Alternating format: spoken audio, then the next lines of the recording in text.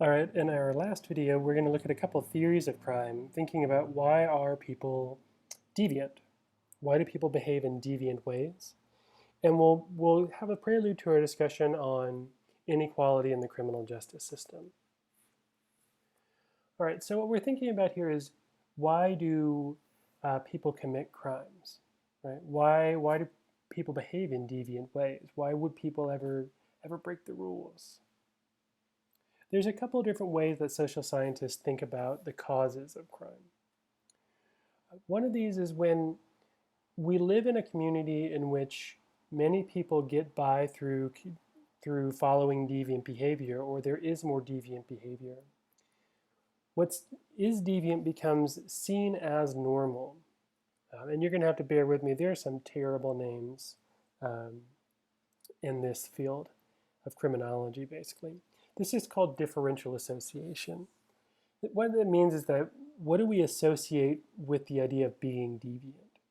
So, for example, if someone who looks out for you and protects you also happens to deal drugs and make their living that way, and other people you know maybe are doing drugs, then the buying and selling of drugs doesn't become associated with negative or deviant behavior. Indeed, it might be associated with something positive.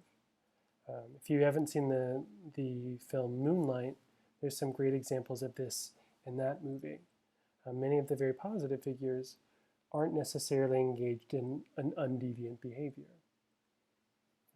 So differential association argues that one of the reasons we might commit crimes or be deviant is because those around us behave in deviant ways. That's what maybe we grew up with.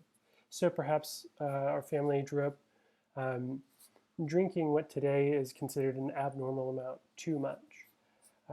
But if it's something you grew up in and your family practices, then for you it's not associated with deviant behavior. You only become aware of that when people say, wow, you all drink a whole lot, or something like that. So differential association is one way in which we try to explain why people might be deviant, is that they're sort of socialized into seeing it as what they think is normal. Another important one is what we call labeling theory.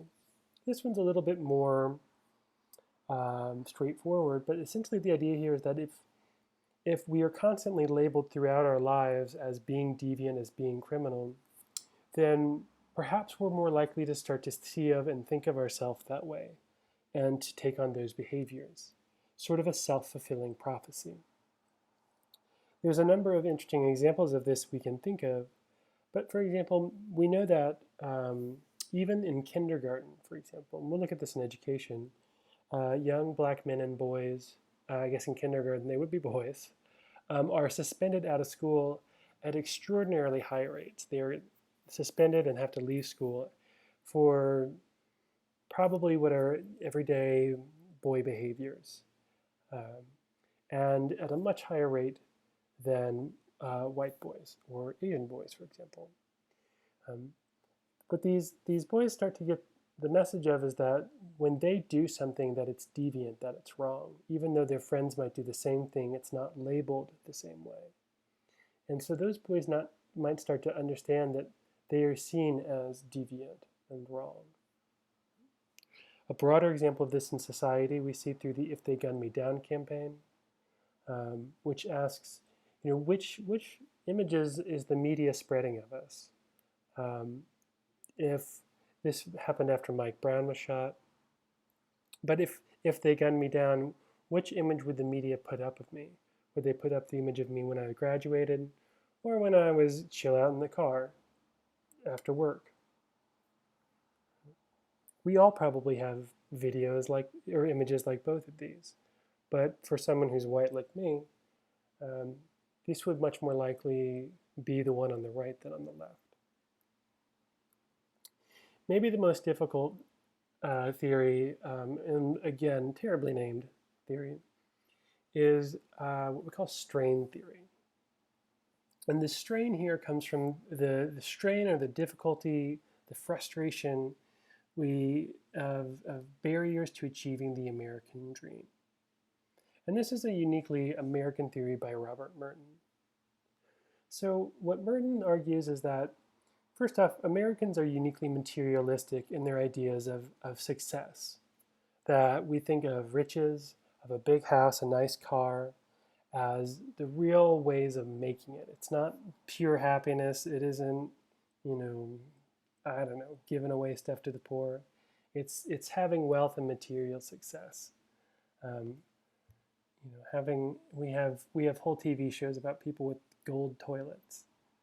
We have whole TV shows obsessed with the lifestyles of the rich and famous. It's literally a TV show.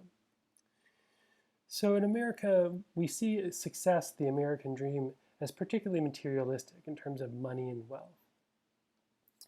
And the problem is that for most of us who want to get there, that there's a fair amount of distance in reaching it.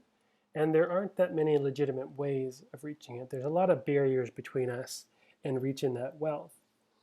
And there are some legitimate ways, so going in the front door of our little castle here, working your way up the steps to the top, then maybe you'll get those riches if you follow the rules, knock on the door, ask politely.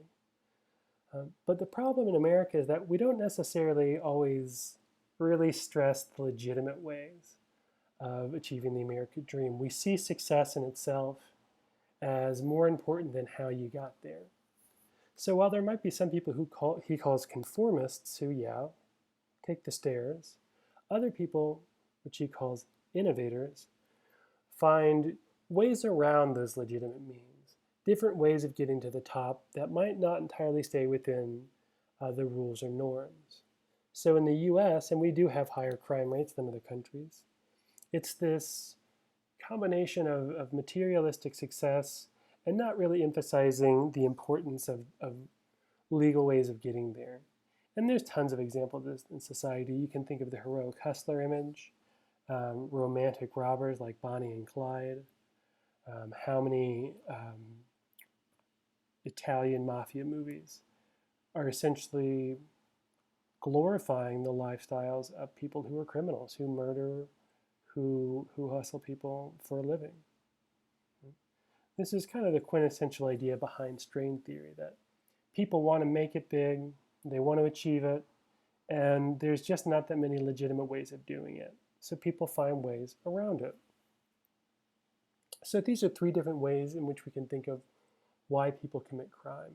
They're not going to answer all of our questions, such as why do we see higher rates of crime in minority communities, but they start to give us some answers. All right, lastly, we want to talk about disparities in policing and criminal behavior.